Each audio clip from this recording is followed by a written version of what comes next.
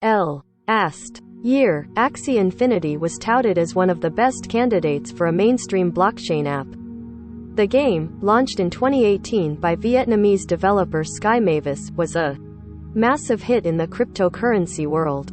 It offered full-time job prospects to some players and commanded an entry price of over $1,000 at its peak, while Sky Mavis itself was valued at $3 billion after a $152 million funding round led by Andreessen Horowitz. Even more impressively, Axie Infinity was supposed to herald a new era of play-to-earn gaming built around crypto tech. A year later, Axie's future looks rockier. Sky Mavis Ronin blockchain suffered a catastrophic hack last week, losing over $600 million to unidentified hackers and putting players' funds in limbo as Sky Mavis froze Ronin transactions. But even before that, Sky Mavis was facing bigger questions about its long-term sustainability. Combining the freewheeling hype market of crypto with the complicated economic workings of a massively multiplayer game, Axie Infinity's in-game world has spent months trying to avert a financial crisis. And, as it attempts to reinvent itself with a new free-to-play game, the situation offers a glimpse at what can happen when the hype hits its Axie Infinity, whose creators refer to it as both a nation and a bleeding-edge game that's incorporating unfinished, risky, and highly experimental technology, is sort of like hyper-financialized Pokemon. Players buy or rent 3 non-fungible tokens, or NFTs, linked to cartoon axolotls called Axies, each of which has a set of associated stats and battle cards. Winning battles grants players a token called a Smooth Love Potion, or SLP, and Axies can be bred with SLP and a third token called AXS to produce new NFTs. Axie's biggest selling point is the chance to turn these tokens into real money. Axies and SLP can be sold for cryptocurrency, and people can earn SLP by either playing the game directly or participating in the scholarship system, where they lend their Axies to other players and receive a share of those players' earnings. The result is a kind of tremendously popular in-game capital market, where Axie holders can earn currency through investment without necessarily playing the game. The dream of crypto gaming is getting paid for something you currently do for free. The dream of Axie Infinity, like a lot of blockchain applications, is to get paid for something you currently do for free online. As Andreessen Horowitz partner Ariana Simpson told my colleague Casey Newton last October, "If I can play a game, and have an equivalent amount of fun, and also make money, well, obviously I'd rather do that, right?" We'll leave aside the philosophical questions this raises about the nature of fun. But there is a fundamental problem. Axie Infinity's in-game economy has so far relied on constant growth to keep it running, with inflation built into the mechanics. Even if the game can overcome the recent challenge of the hack, Sky Mavis hasn't proven it can transition out of that phase. Axie Infinity's economy is built around 3 major resources: the in-game cryptocurrency SLP, the Axies that live as in-game items as well as NFTs on Sky Mavis blockchain, and the governance token, AXS. The game produces 2 of those resources in constantly increasing quantities. SLP is earned through player versus player battles, and, until recently, it was also available by completing daily quests and grinding in single-player mode, the equivalent of printing money and handing it to players in large quantities. Axies can be bred several times to produce new creatures and are largely immortal, so the breeding mechanic increases the pool of games. Often include economic sinks, like cosmetic items or in-game equipment maintenance costs, that burn resources without producing more. By contrast, Axie Infinity players had 2 main options. They could sell their SLP, which pumped it back into the ecosystem, or use it to breed Axies whose main function is producing even more SLP. Either way, they were creating more resources and watering down the value of everything acquired in the game. Immortal AXOLOTLs present a gameplay problem.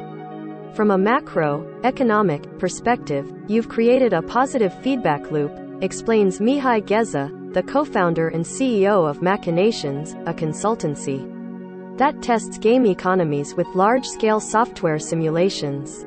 Players, especially scholars, would use Axies to produce SLP, the SLP would produce more Axies, and the Axies would bring even more SLP producing players into the game. It's a guaranteed means of creating inflation. Sky Mavis said it needed a growing Axie pool to let new players join Axie Infinity because, unlike a traditional game, the studio wasn't supposed to simply create more characters out of thin air. Eventually it planned to introduce more syncs and hoped people would acquire Axies for the intrinsic value they can providetto players in the form of competitive, social, and progression-based fun and achievements. In the short term, their primary use was generating currency that could create more NFTs for sale or rental, and that only worked if there were people around to buy. By design, the Axie economy will be dependent on new entrants, Sky Mavis acknowledged. But unless that intrinsic value materializes, the system requires players to keep joining up. In August, a cryptocurrency writer and decentralized autonomous organization operator who goes by M-Goes wrote a widely cited Medium post calling Axie Infinity the biggest Ponzi scheme in crypto. He concluded that none of Axie Infinity's potential long-term business models could support its biggest short-term selling point, letting a large number of people make a consistent full-time living playing games. The system was only sustainable with a huge demand for more SLP and Axies, and maintaining that would require a functionally infinite number of new signups. It is hard to predict when the collapse will happen, he wrote. But nevertheless, there are only so many daily players it can reach. As it turned out, Axie Infinity skeptics wouldn't have to wait long. Around the end of 2021, the game suffered a dramatic decline in its token prices and sales volumes, with the SLP token crashing from an all-time high of 39 cents to a single penny. A report from research firm Novik indicated that the typical player's daily earnings had fallen below the minimum wage in the Philippines, Axie Infinity's top market. Sky Mavis took drastic action, removing a large chunk of SLP generating options and making player earnings dependent on winning competitive matches instead of just showing up to grind. We know that this is painful medicine. The Axie economy requires drastic and decisive action now, or we risk total and permanent economic collapse, it warned. That would be far more painful. The problem they have is a classic game economy crash scenario. These kinds of interventions aren't unique to crypto gaming. The problem they have is a classic game economy crash scenario. Players need to grind some resource to sell, and selling it in turn drives down the price, necessitating grinding even more of it, thus driving the price down even further, says Alexander King, a game designer and consultant who specializes in simulations and economics. Disclosure: King is also an adjunct professor at the NYU Game Center, where my husband teaches. The zoo-building game Planet Zoo, for instance, upended its online market in 2019 by accidentally creating a reward system that incentivized players breeding millions of mutant warthogs. Inflation is a perennial problem with massively multiplayer online games like World of Warcraft, where for-profit gold farming, itself a venerable but unsanctioned play-to-earn system, has contributed to a huge cycle of it. The problem is that Axie Infinity's game economy is also supposed to be a real economy where Sky Mavis, in theory, at least, has limited control over how much the game tokens are worth. Game economies are fantastically difficult systems to balance, says King. It's impossible to build it perfectly beforehand. Game designers need to be able to rebalance it on the fly. That's hard enough to do when it's run from an internal database the designer has complete control. Sky Mavis announced an additional $150 million investment after the hack. John Jordan, a blockchain gaming consultant and early Axie Infinity adopter, thinks the scholarship model's popularity exacerbated Axie Infinity's economic woes. Axie sharing was one of the game's key innovations. But, as it became a larger and larger part of the appeal, it rapidly produced a massive class of full-time players who were focused on producing and recirculating as much SLP as possible. It became a victim of its own success, Jordan says. There was an Economy that probably wasn't balanced, but wasn't horribly overbalanced in one direction, then that became horribly unbalanced. As Axie Infinity tries out new economic sinks, it could end up working against the goals of players who see extracting crypto, not tricking out their characters or having fun with in-game systems, as the whole point of the experience. Just as the new economic measures were starting to take hold, the whole system got hacked. In late March, an unknown attacker exploited a string of vulnerabilities to drain the company's Ronin network of more than $500 million in cryptocurrency. The exact numbers vary thanks to Ethereum's volatility. In the hours after the initial reveal, it ranged from $600 to $625 million. The intrusion didn't directly steal any in-game tokens, but it hobbled the game's real money economy and left Axie Infinity players with no easy way to spend their earnings. Sky Mavis called returning players' money its top priority, and it's not clear the hack will sink the company or the game, which has already outlived many crypto projects and gained even more backing from mainstream investors. The company pressed ahead with its free-to-play plans and announced that it would reopen the Ronin bridge after a security upgrade. It also announced a new $150 million investment that would help replace players' money. "There's no guarantees in crypto," said Sky Mavis co-founder Jeffrey Zerlin to CNN after the hack. "But we'll do our best to figure it out." In the short term, crypto games have been buoyed by speculation, even when there's extraordinarily little to do in them. "You are buying into somebody who is way ahead of everybody else," says Dominic Ryder, CEO of V Empire, a multi-pronged crypto initiative that invests in Axie Infinity scholars, digital real estate, and its own blockchain trading card game called V Empire: The Beginning. Whether or not the product is good at this point, and it's often, he acknowledges, highly limited, it does have the first mover advantage, and that is where the value is. But in the long run, Axie Infinity needs to keep players engaged even if they're not turning a profit. Sky Mavis outlines a future of intrinsic value that opens the door to fun social and challenge-based systems. And it soft-launched a replacement for classic Axie Infinity called Axie Infinity Origin, including an NFT, starter Axies, that will make the game playable without a scholarship or an expensive buy-in process. Even positive press right UPS tend to ignore Axie Infinity's gameplay. Jordan thinks Axie Infinity is well positioned to become a mainstream free-to-play game as well as a crypto title. Sky Mavis has been selling new assets, like land, in its fantasy kingdom of Lunatia, that can support future gameplay mechanics. It's also revamping the gameplay system for Origin.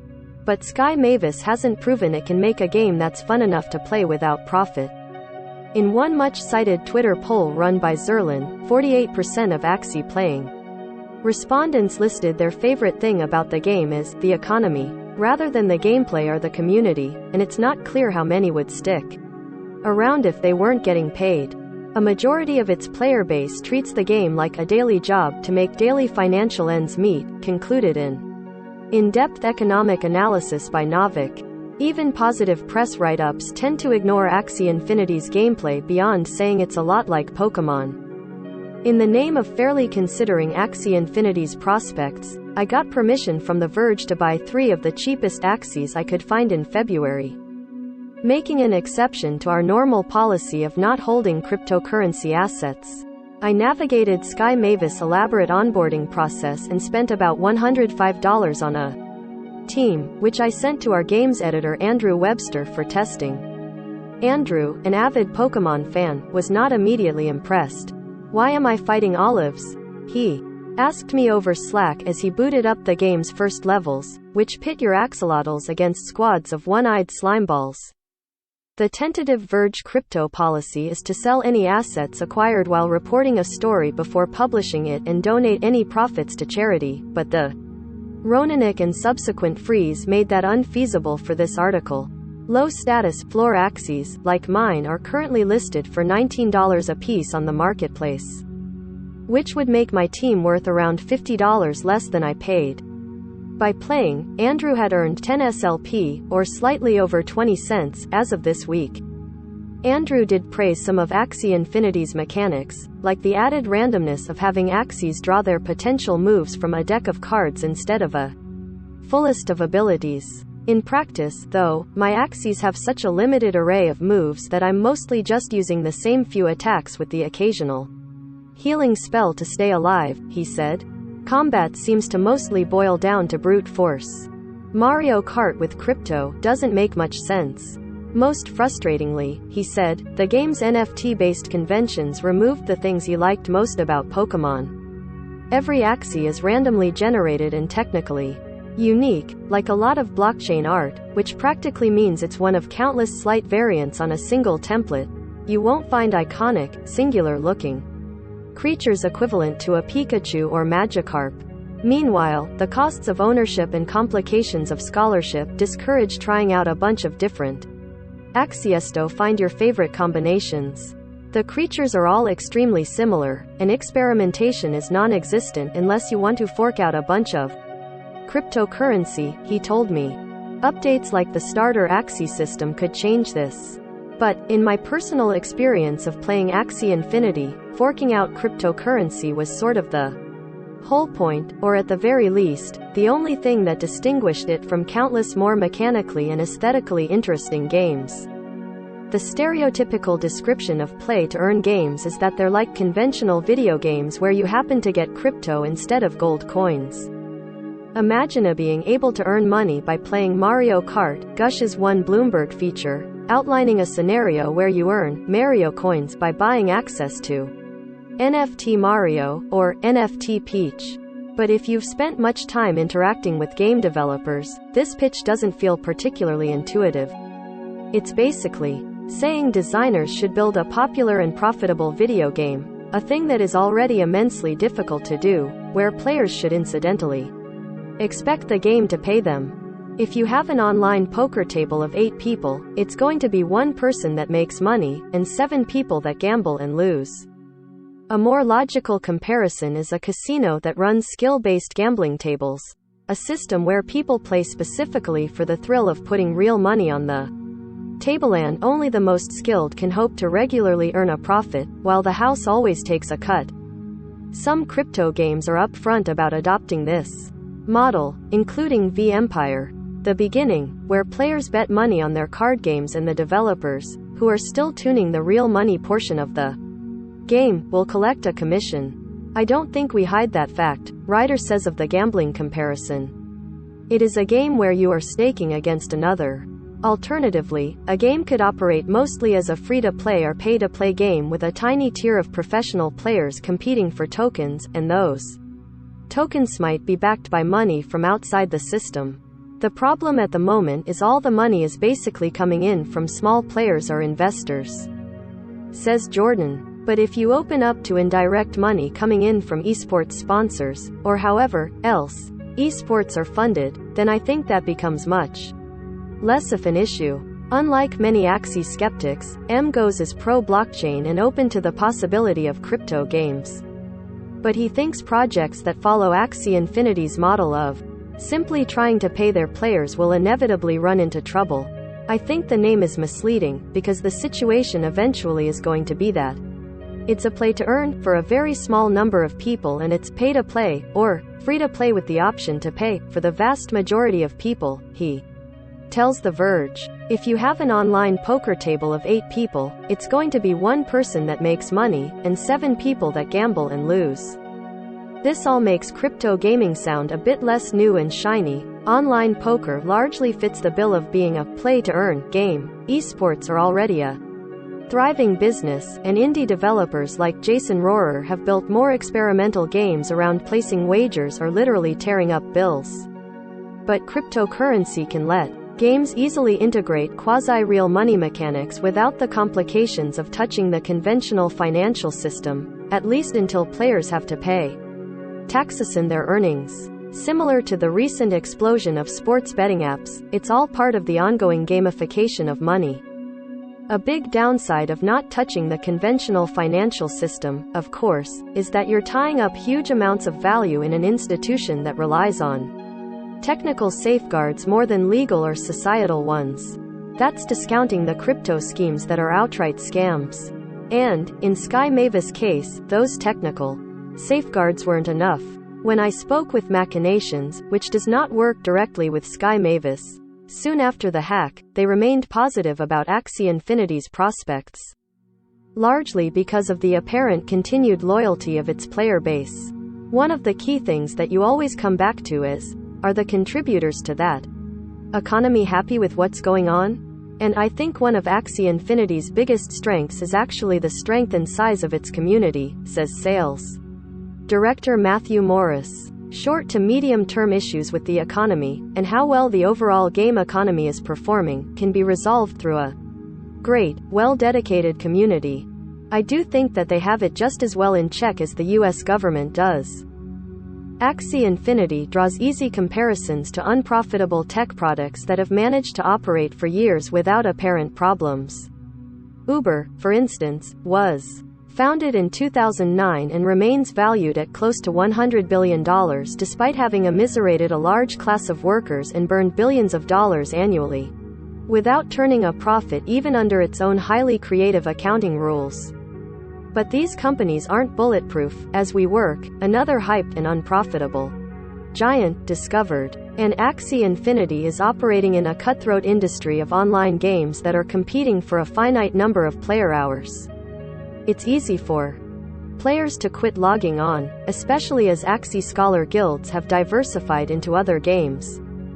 Ultimately, one of the biggest arguments for Axie Infinity's continued existence, according to some supporters, is simply that other economic systems also don't seem to make sense and, yet, continue to exist. There is no defining law on what a healthy, functioning economy is, says Ryder. There always seems to be a loser, and everyone's just making it up as they go along. And there's nothing wrong with that, because that's what governments have done for years and years. I do think that they have it just as well in check as the US government does, he continues, which might not make you feel better at this stage.